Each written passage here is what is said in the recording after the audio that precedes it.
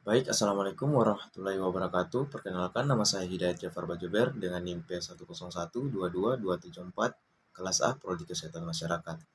Baik, materi yang saya ambil di sini yaitu kebijakan keamanan pangan. Langsung saja kita masuk ke latar belakang. Nah, keamanan pangan masih menjadi masalah utama di bidang pangan dan gizi di Indonesia.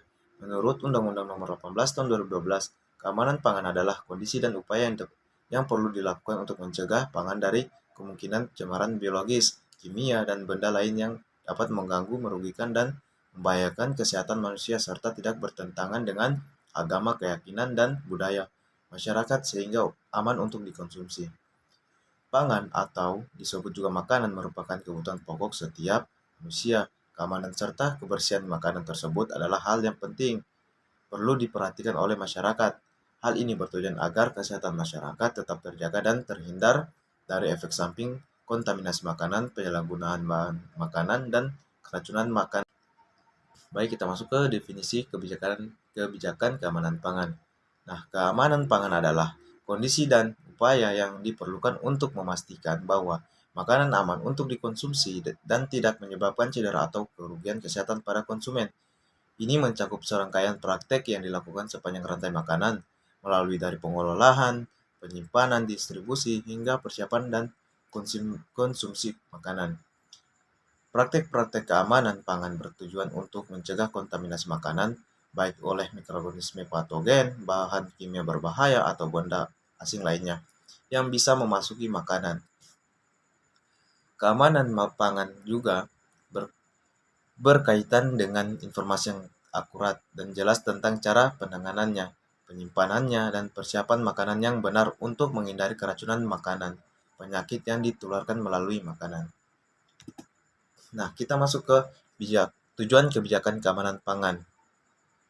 Adapun beberapa tujuan kebijakan keamanan pangan yaitu seperti melindungi kesehatan masyarakat dari penyakit bawaan makanan, meningkatkan kepercayaan konsumen terhadap keamanan pangan, mendorong perdagangan pangan yang adil dan transparan, meningkatkan efisiensi dan efektivitas sistem keamanan pangan, memperkuat daya saing industri pangan. Nah, kita masuk ke masalah kebijakan keamanan pangan. Di sini ada 4 poin, di mana yang poin pertama itu cemaran kimia karena bahan baku yang sudah tercemar. Nah, banyak pangan yang diolah dengan bahan kimia yang tidak diizinkan dan dapat menyebabkan kontaminasi kimia. Yang kedua itu penyalahgunaan bahan berbahaya pada pangan. Banyak pangan yang dikonsumsi mengandung bahan berbahaya seperti pestisida yang dapat menyebabkan keracunan makanan. Nah, yang ketiga itu penggunaan bahan tambahan pangan atau BTP melebihi batas maksimum yang diizinkan. Banyak pangan dikonsumsi mengandung BTP yang melebihi batas maksimum yang dapat menyebabkan keracunan makanan. Yang keempat itu belum mengaplikasikan praktik pengelolaan pangan yang baik. Nah, banyak pangan yang tidak diproses dengan tepat yang berakibatkan dapat menyebabkan kontaminasi mikroba. Nah, kita masuk ke tantangan dalam implementasi kebijakan keamanan pangan.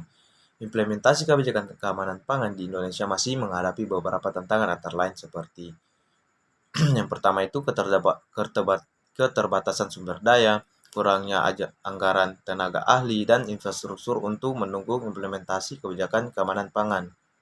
Yang kedua itu koordinasi antar sektor. Nah, kurangnya koordinasi dan kerjasama antar sektor terkait dalam memastikan keamanan pangan. Yang ketiga itu kesadaran masyarakat. Nah, di mana rendahnya kesadaran masyarakat ini tentang keamanan pangan. Yang keempat itu perubahan teknologi. Nah, perkembangan teknologi yang pesat dapat menimbulkan risiko baru bagi keamanan pangan. Baik, kita masuk ke upaya kebijakan keamanan pangan. Nah, upaya kebijakan keamanan pangan dapat dilakukan di berbagai tingkatan, mulai dari pemerintah, industri, hingga sampai di individu. Berikut beberapa contohnya yang ada di pemerintah itu seperti membentuk badan pengawas. Nah, membentuk badan pengawas yang independen dan berwenang untuk mengawasi dan memastikan kepatuhan terhadap peraturan keamanan pangan. Nah, untuk bagian di industri, menerapkan sistem jaminan mutu. Nah, menerapkan sistem jaminan mutu yang rektor yang terstandarisasi untuk memastikan keamanan pangan di seluruh rantai pasokan. Nah, untuk bagian di individu, menyimpan dan mengelola pangan dengan benar. Nah, menyimpan dan mengelola pangan dengan cara yang aman untuk menghindari kontaminasi. Sekian dari saya dan terima kasih. Assalamualaikum warahmatullahi wabarakatuh.